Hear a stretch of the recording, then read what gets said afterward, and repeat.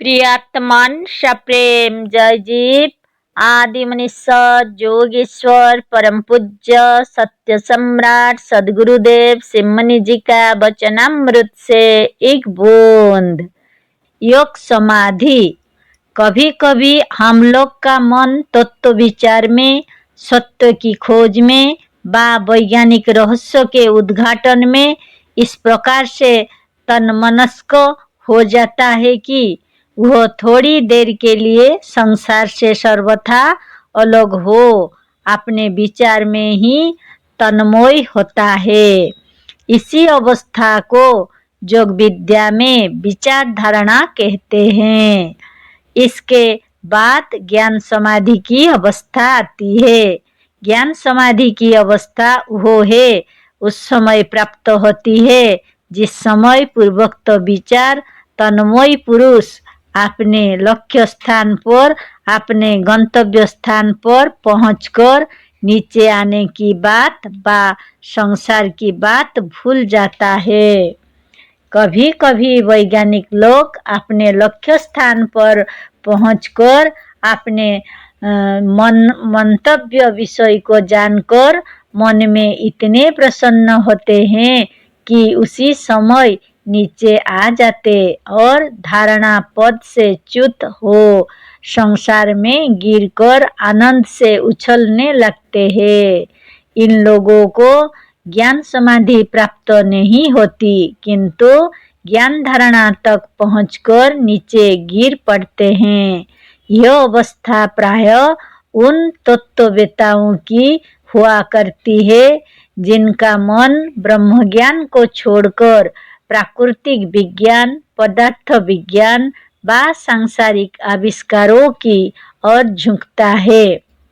जिसका विचार मनस्तत्व की ओर झुकता है, जो ब्रह्म विचार में लगता है, वह कभी कभी एक ऐसी दशा को प्राप्त होता है, एक ऐसी वस्तु को पा जाता है जो सुख दुख से पैर सच्चिदानंद रूप शांतिमय परम पद और सर्वोत्तम पदार्थ है। वह एक ऐसा पदार्थ है और एक ऐसी वस्तु है जिसे आप वास्तव में वस्तु व पदार्थ भी नहीं कह सकते। वहाँ वस्तु और अवस्तु कुछ नहीं, वह दूसरी चीज नहीं, केवल आपकी सच्ची आत्मा है। इस अवस्था में पहुंचकर मनुष्य जिस अनिर्वचनीय ज्ञान और आनंद को प्राप्त होता है, वह ऐसा ज्ञान है कि ना उसे जानकर मनुष्य सुखी होता ना दुखी ही होता है, किंतु निज ज्ञान स्वरूप अपने आप को प्राप्त हो समाधि में स्थित हो जाता है। सुख व दुख दोनों ऐसे पदार्थ है कि इनका संसर्ग होते ही मनुष्य समाधि से व अपने सहज स्वरूप से गिर पड़ता है। यही कारण है कि पदार्थ विज्ञान व प्राकृतिक विज्ञान के ज्ञात्वा यद्यपि उसी जगह से, उसी अवस्था के निकट से अपने नवीन आविष्कारों को लाते हैं, पर उस अवस्था को प्राप्त नहीं कर सकते। पर यह बात याद रहे कि बिना आत्मपद, योगपद या समाधि के निकट गए आप किसी नवीन और आश्चर्यजनक यंत्र का भी आविष्कार नहीं कर सकते हैं। अतः योग और शांति में स्थित होना सबके लिए आवश्यक है। शांति की अवस्था ब्रह्म ज्ञान और विज्ञान की कुंजी है। योग की पूर्वोक्त अवस्था तक पहुंचने वाले अन्य देशों में भी पाए जाते हैं, पर जिस प्रकार से अन्य देश वालों के लिए इस समाधि तक पहुंचना कठिन है, उसी तरह से भारतवासियों के लिए इस समय किसी नवीन यंत्र का आविष्कार करना कठिन है।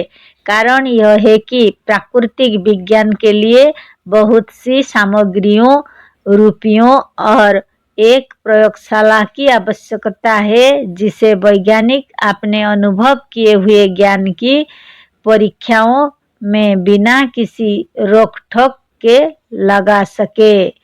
भारतीय वैज्ञानिक के पास रुपया नहीं है।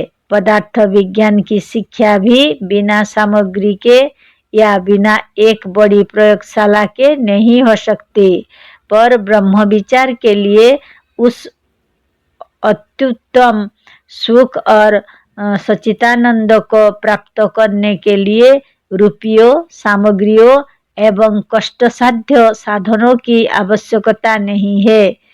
यह एक ऐसा पदार्थ है जिसके लिए ग्रहण करने की आवश्यकता नहीं, किंतु जो कुछ तुम्हारे पास है उसे भी त्याग कर ऊपर उठ जाने की आवश्यकता है। योग का स्वरूप केवल त्याग है। 1 घंटे के लिए सब कुछ त्याग कर, सब विचारों को निकाल कर एक आसन में बैठ जाओ। इंद्रियों से चलना, काम करना, देखना, सुनना और बोलना सब कुछ त्याग दो।